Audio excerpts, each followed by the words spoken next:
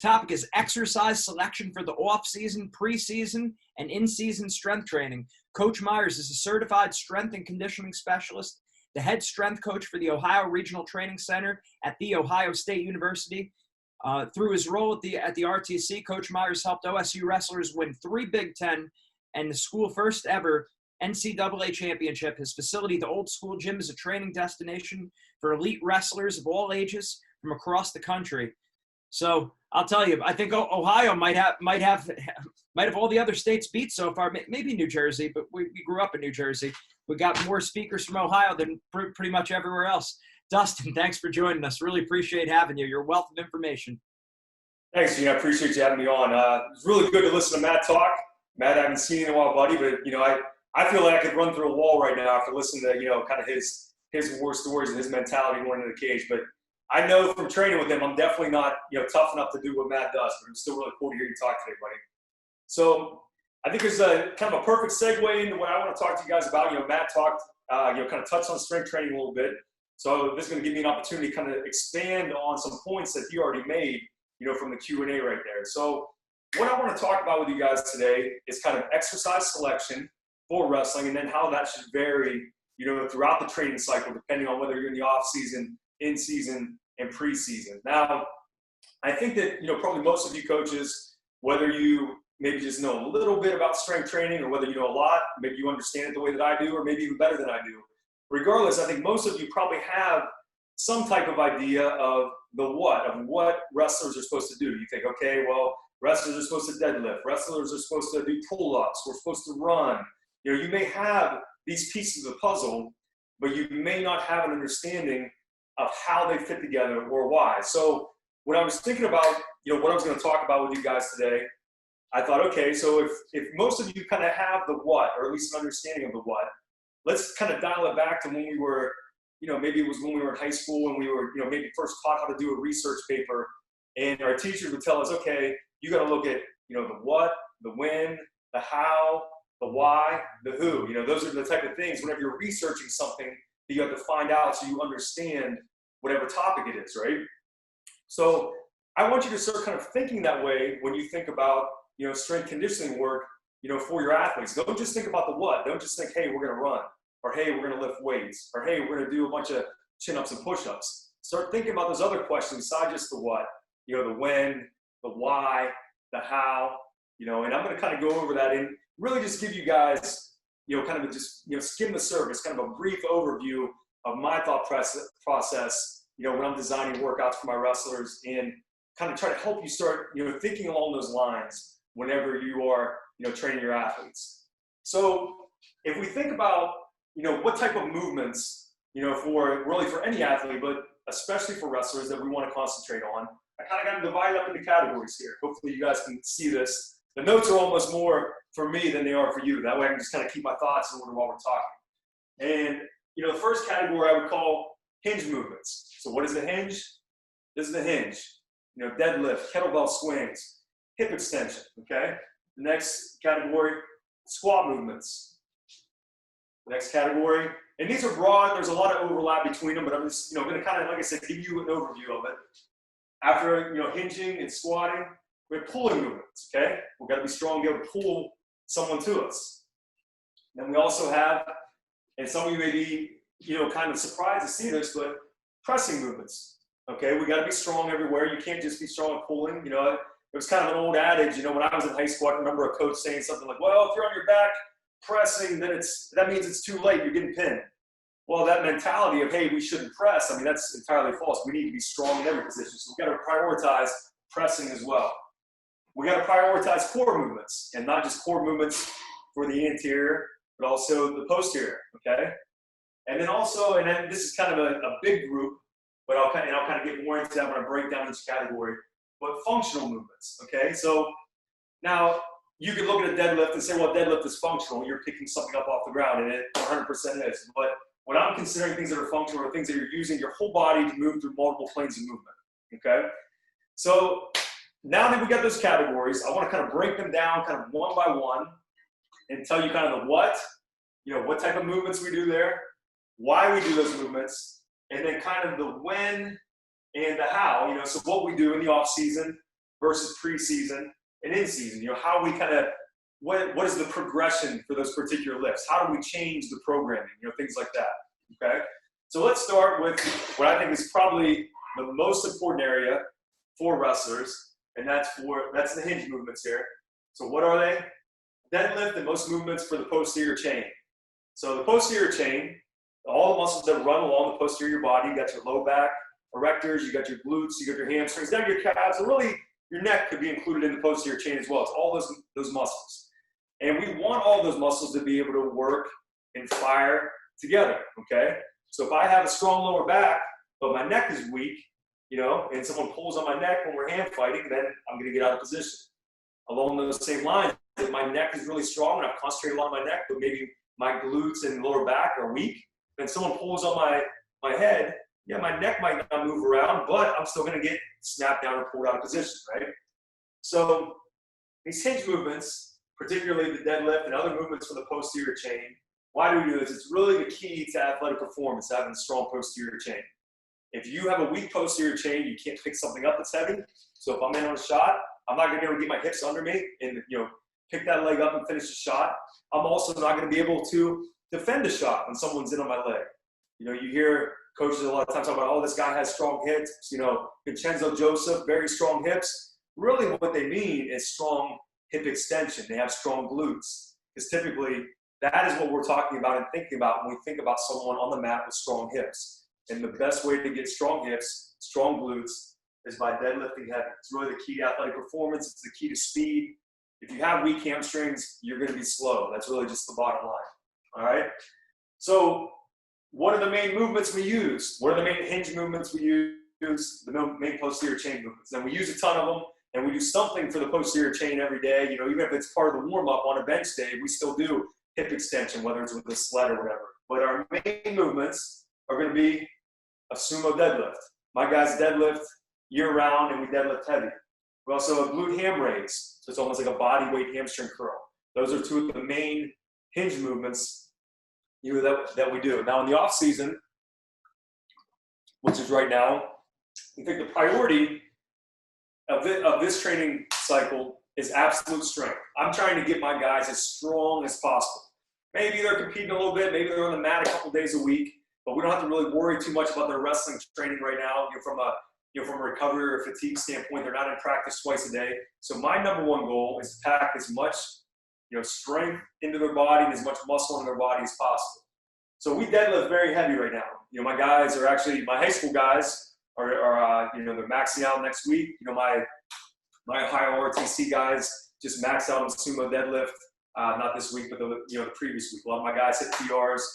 Colin Moore pulled, I can't even remember now, 550 or something for the first time. So my guys are getting really strong. So now when we take that sumo deadlift, obviously we can't do a ton of intensity and a ton of volume when we transition into other parts of the season. We still want to deadlift heavy. We don't want to lose that strength we built, but we have to maybe approach it a little bit different, because now, once we get into the preseason, our priorities change a little bit, right? We still want to, get stronger, or at the very least maintain that strength, but, we build our base of strength very wide. Now, as we kind of start to transition from the off season into preseason, we got to worry about that conditioning base, that aerobic base. Your anaerobic threshold needs to be very high, because if you can be very strong, but if you don't have endurance, that's not going to go well on the mat, right? So now, as we start to transition into that, in that preseason where we're a little bit more focused on endurance, we can't really, we're not worried, we're not as, we don't want to break the body down as much. There's a lot of, when you deadlift very heavy, it's a very intense exercise. There's a lot of strain on the body. The recovery from that is very difficult. So if I have to run hills that night or the next morning or the day before, those two are not going to mix very well. So now when we're starting to concentrate a little bit more on, kind of endurance, and then eventually towards the end of preseason, transitioning into power, we may pull, rather than pulling heavy triples, now we're pulling heavy singles, and maybe not working up to, 95 to 100% of our backs. Maybe we're only pulling 80 to 85, but we're concentrating a little bit more on bar speed. We may be deadlifting through bands, with only, 30 to 45% of our backs, but we're trying to build that power, that speed, and that explosion by, working through that band resistance. So when you think about that, now the glute ham, we still do that in the preseason. In the off season, some things I'll do the glute ham to make it a little bit tougher. We may do, have the athletes have to hold a med ball. They may have to hold, a plate. We may do loaded eccentrics, so they'll hold the med ball on the way down, they'll drop it and then curl back up without it. We take the load off the glute ham raise once we get into the preseason and even the in season, okay? Because those are the type of things that are going to make the hamstrings really sore. Now we want to try to eliminate soreness and not place as much load on the body, on these movements, even though they still need to be relatively heavy. We still need to, challenge the muscles to fire intensely in the preseason. Now, once we get into the season, again, I want my guys to still deadlift heavy. We got to maintain that strength. But now we're looking at some other factors. They might have to make, especially my senior level guys, my college guys, they might have to make weight once, maybe twice a week. They're on the mat at least once a day.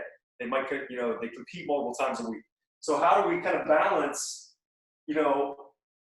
keeping that strength, keeping the intensity up, and still have to worry about the weight cut, worry about competing, worry about, the high volume of practice without breaking the body down with avoiding injury. One of the things we'll do as we get into the season, we may do only the concentric portion of the sumo deadlift, which means we pull the heavy weight off the ground and we drop it. So now we're eliminating the eccentrics, okay? The eccentric is going to be where there's a little bit more, minute tearing of the muscle fibers. And generally where a lot of the soreness comes in from your heavy workouts, it's from the eccentrics. Now that's great for growth, but this is when we're in a growth phase in the off season, not when we're in season. Unless you have a heavyweight that your perhaps needs to put on size, but those situations are kind of few and far between. Maybe for a gas tank Gary or someone like that, and we can still let them do really heavy, a little bit higher volume deadlifting. So we'll do still heavy but concentric only. We'll also, at this point, because now we want to be focused on power as well as strength and strength maintenance, so we'll do a contrast with our deadlift, which means we'll pair it with a plyometric movement. So maybe we'll pull 2 to 3 reps heavy, concentric only, pulling, dropping the weight. Once they finish those 2 or 3 reps, they'll walk right onto the mat and go right into 3 broad jumps. So we're pairing the deadlift with a plyometric that is very similar movement. And so I guess you could think of a contrast in that manner as like you're priming the pump, okay? You're using that heavy movement to prime the pump to then get more explosiveness out of the athlete when they do the plyometric, okay? Another thing I'll do with guys, like say if a guy's really worn down, but we still need to work that hinge movement, let's say they just competed or whatever, and we need to make sure we're getting that signal firing, but we don't want to put a load on their body, we'll use kettlebell swings. So kettlebell swing now, and make sure they're not squatting down when they do it, but it's a true hinge movement, snapping the hips, using the glutes. That's another way that we'll use a hinge movement without a ton of load during the season, all right? Sorry, I've been yelling at my high school kids all day, so I've already kind of lost my voice. All right, and hopefully all this stuff will make sense to you guys. I'm going to take some questions at the end, and also after this is all done, I'd like to maybe send you guys out some more info that kind of delves into some of these topics a little bit deeper. All right.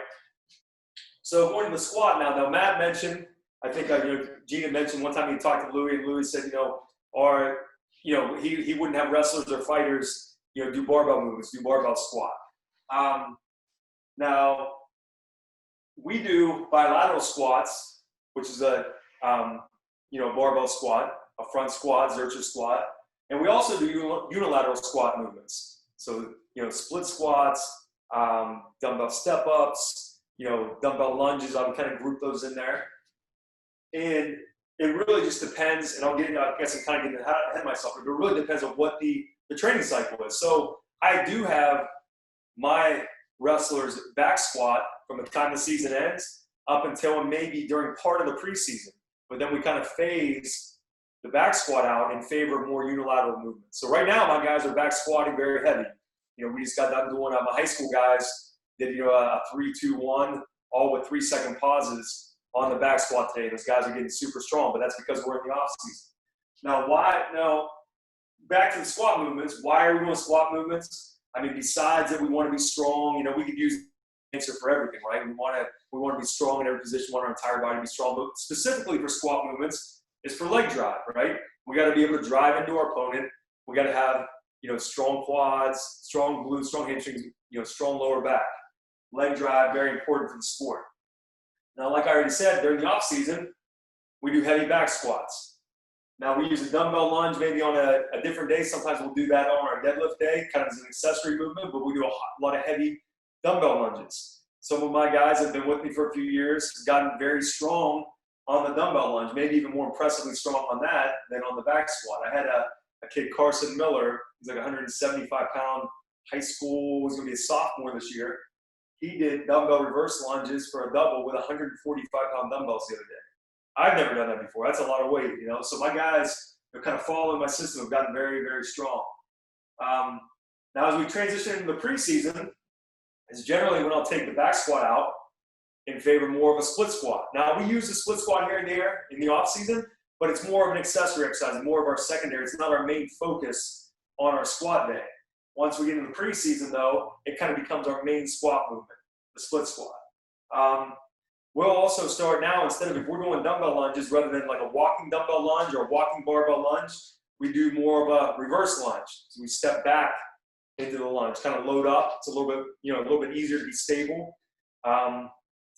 We'll also, too, as we sort of transition from preseason to in-season, kind of in this area, we'll start using band resistance on that dumbbell reverse lunge. So a partner will be behind someone. They step back in that reverse lunge. They'll have a band around their waist to hold it so that when I'm down in my lunge, I got to step up. I'm extending my hips through that band resistance. So we're helping building, power and, strength endurance through that hip extension in a single leg hip extension position. Okay, very important for wrestling. Now, once we get into the season, I'll usually take the split squats out. So now we went from back squat to split squat. And we want to, again, remember in the in-season, we want to concentrate a little bit more on concentric versus eccentric and isometrics. And we'll do more of like maybe a dumbbell step up, okay?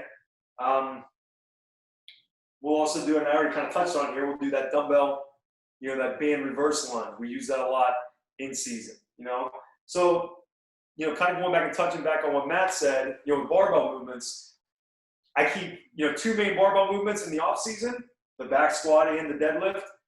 I look at it as I should probably keep one. I don't want to load their spine a ton during the season. So that's when I take the back squat out. I keep the sumo deadlift in, different variations of it, different ways of programming it. But once we're in season, the back squat is out in favor of the unilateral squat variations like a split squat. All right?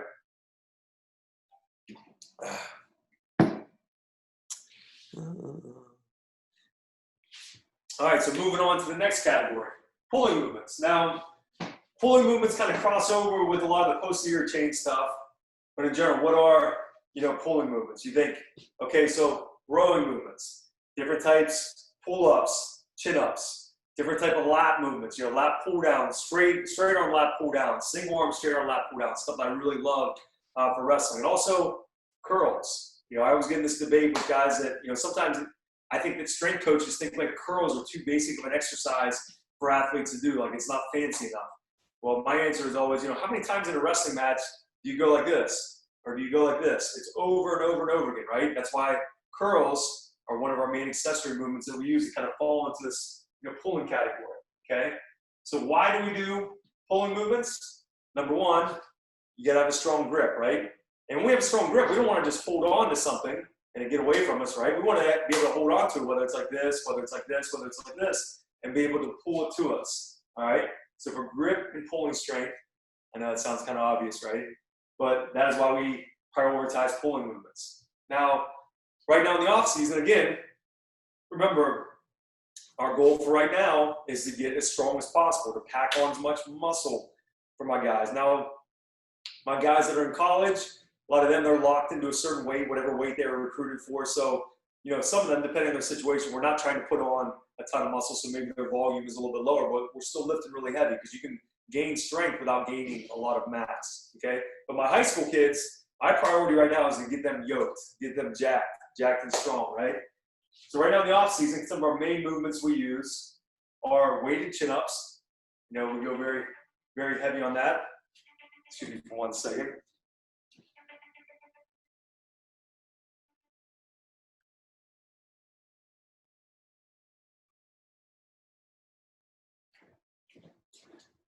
Sorry about that. I forgot to put my phone on airplane mode. So weighted chin-ups, we go very heavy on. Dumbbell row, T-bar row. Those are two of our main, pulling movements. And also heavy curls. A lot of curls we do this time of year, we're doing heavy eccentric, so like a cheat curl. We might throw 135 pounds on the bar. I think using Colin as an example, again, I think he had 165 or 175 on the bar the other day. You hit him up a little bit, and then we fight it down. That's going to help build not just size and strength in the bicep, but also that eccentric is important for when I'm in on a leg. I don't want to get stretched out like that, right? So those are a lot of the pulling movements that we use right now. Now, once we get into the preseason, for example, you still might want to do chin-ups, but now maybe you'll use them more as a conditioning modality. So maybe you're doing rope climbs or chin-ups for tons of reps. We're not so much using them to build strength like we are here. We're using them more to build localized muscle endurance, for our rope climbs, or for we got guys doing 100 pull-ups after practice. So it's more of a conditioning thing there. Another thing too in the preseason, I still like to go heavy on the rows, but we may do more of a concentric row. So we do this thing called a dead stop row. The really heavy one-arm dumbbell row, pull up fast, and then kind of like let it drop and let it hit the ground. All right, so you're not getting that kind of stretch in there. You're not getting that pull as much on the eccentric. We're worried more about the concentric, about pulling up. All right. Now using rope climbs as an example again, whereas if we use rope climbs for kind of conditioning in the preseason, in season, I'm not so sure that you want to get your conditioning from the rope climbs, all right? Because now you're wrestling a lot. Your conditioning should come, number one, from the wrestling, but also two, more from, sprint work and stuff like that, sleds, things like that. So rope climbs now, maybe you use it as a finisher after practice, but you can also use a rope climb for power development. So now we're not looking at just how many rope climbs can you do, but how fast can you climb the rope? Also, if we think about power endurance, okay, how fast can you climb the rope twice? So you go up as fast as you can. We're timing that. You sit down at the bottom on your butt, shake your hands out for a second, and go again. So how fast can you do two up? Now we're using the rope more for power development and power endurance. Also, something I like to do, we already talked about during the in season, focusing more on concentric movements, taking out the eccentrics and the isometrics from certain things. I really like to do, sled rows or sled pulls. So we'll use our wrestling sled in the wrestling room. And now I have a strap attached to that sled. I got to pull it to me as fast as I can. We're building, strength and speed. We have that concentric pull without that loaded eccentric. So I can pull it, I can step back, I can pull it again, and I can keep doing that across the wrestling room. All right. Now, moving on to presses, kind of our main, what presses do we prioritize? Bench press movements and dips. I'd say those are our two main pressing movements. Now, again, I touched on this a little bit before. Why would you want to do presses? A lot of wrestling coaches are maybe kind of against,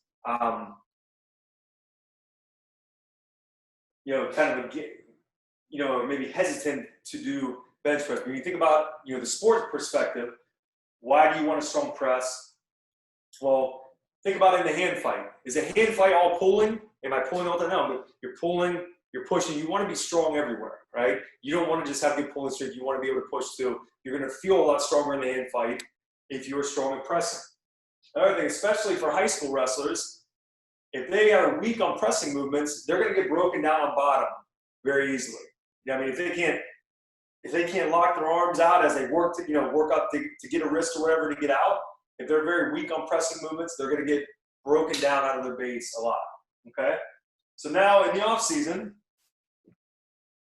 what type of movements do we do? Well, right now we're bench pressing really heavy. The guys love it. If it was up to them, they would just do heavy bench presses every workout and do it year round. We're also doing lots of weighted dips. The weighted dips, I think last week we worked up to like a heavy triple, with a 3-second pause at the bottom. Bench press, we maxed out last week. So my guys did heavy singles, and now we're kind of deloading. We did like sets of 5 or sets of 8 this week. Then we'll kind of start working our way back up again. We'll go through kind of one more big heavy cycle before they get into the preseason. All right. Now, once you get into the preseason, we may still do regular bench press, but now if I want to get a little bit more of a functional variation in there that's going to require a little bit more core strength, more balance, more kind of glute activation, we'll do a single arm dumbbell press, or just regular dumbbells. We'll use that a lot. If we're doing a barbell press in the preseason, I do more of a close grip. Now, you can't use quite as much weight, but again, we'll bring that grip in. It's going to be a little bit safer on the shoulders. It's going to force them to use their lats a little bit more. So those are kind of the variations we use there. The guys will still bench, but I won't have them go, quite as heavy. We still want to maintain their strength, but I'm typically not going to have them, maxing out once we're well in the preseason. Now, once we get into the season, we still do our pressing movements, but I like to, again, contrast them with plyometrics. So whether we're talking about a med ball throw, so if a guy gets down on the bench, he has to do a heavy triple on close grip bench, gets up, either med ball throw or a plyometric push-up. So again, we're priming the pump by doing the heavy movement and contrasting it with that plyometric movement there. All right?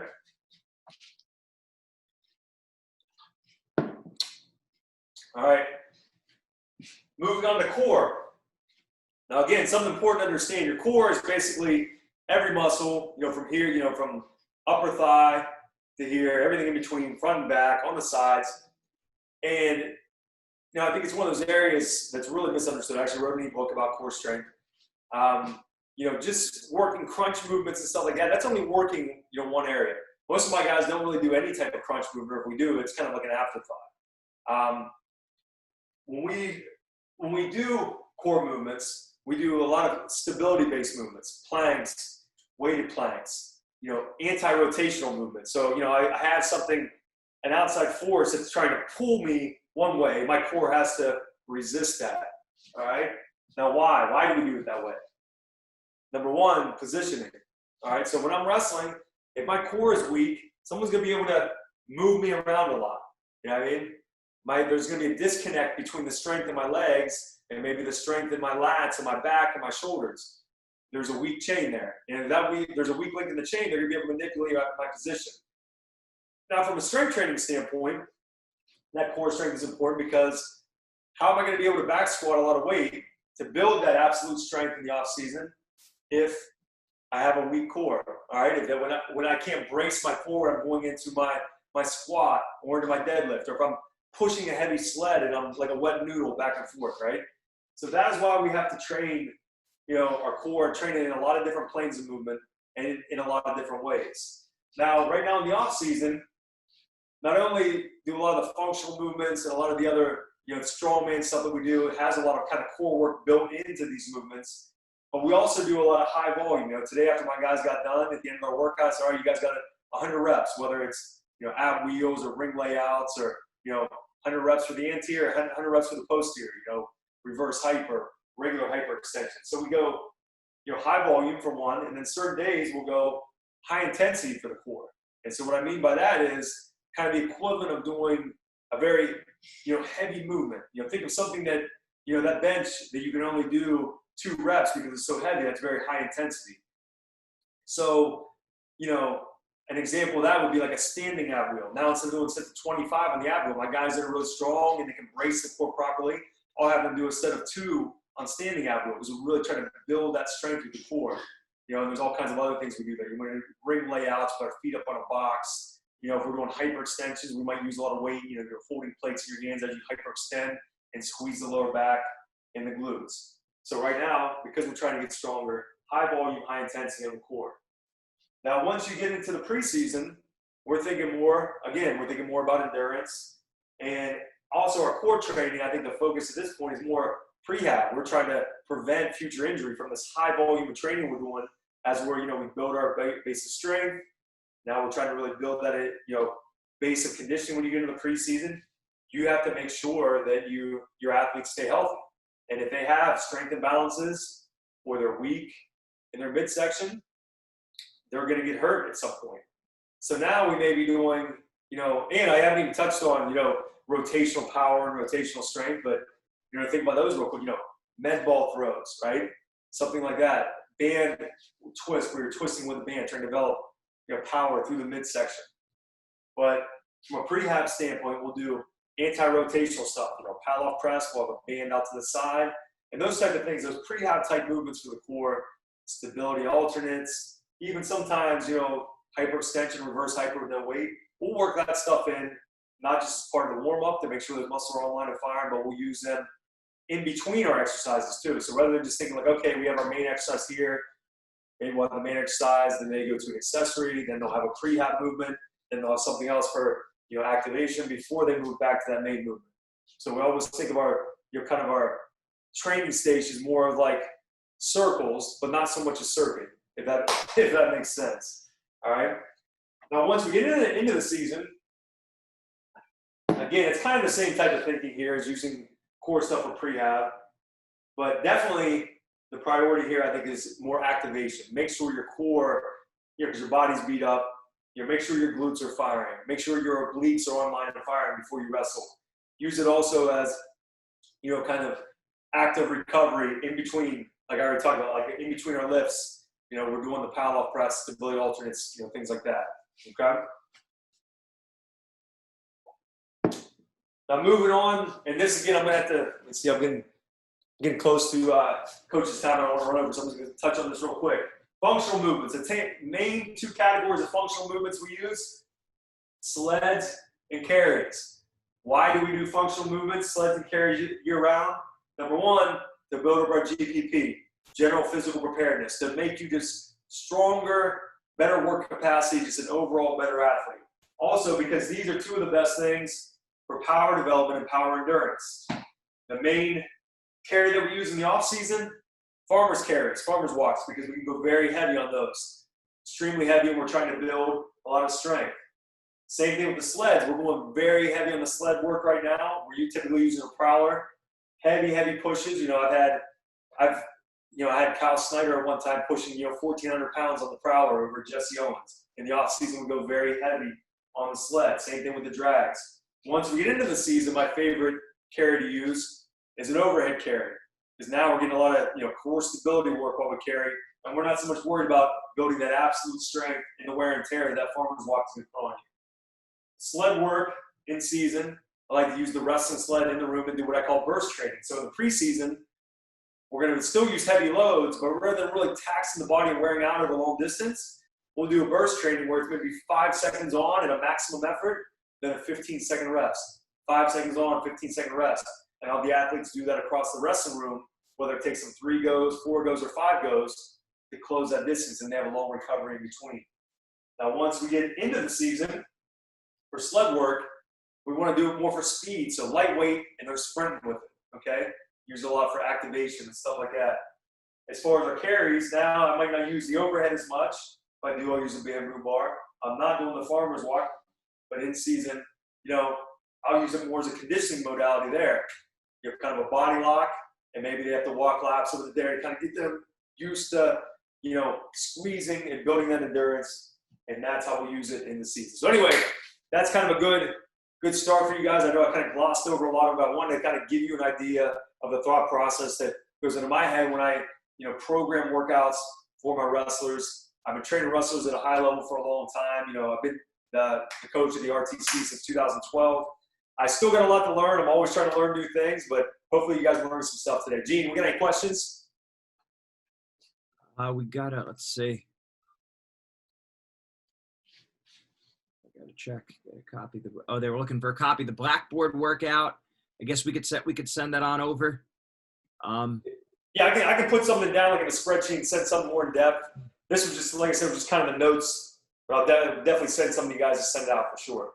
Yeah, they were saying, because they're saying like the timing, like how many days a week in season versus out of season. Someone to send me the workout, please. So it's basically that. Thank you. Well, I got to give myself a plug here real quick. Luckily, I have. You say, where do we send them? Yes. Yeah. So if you go to oldschoolgym.com, I have ebooks that I've written. I'm on my second edition of these ebooks: strength conditioning for wrestling, in-season edition, off-season edition, and preseason edition.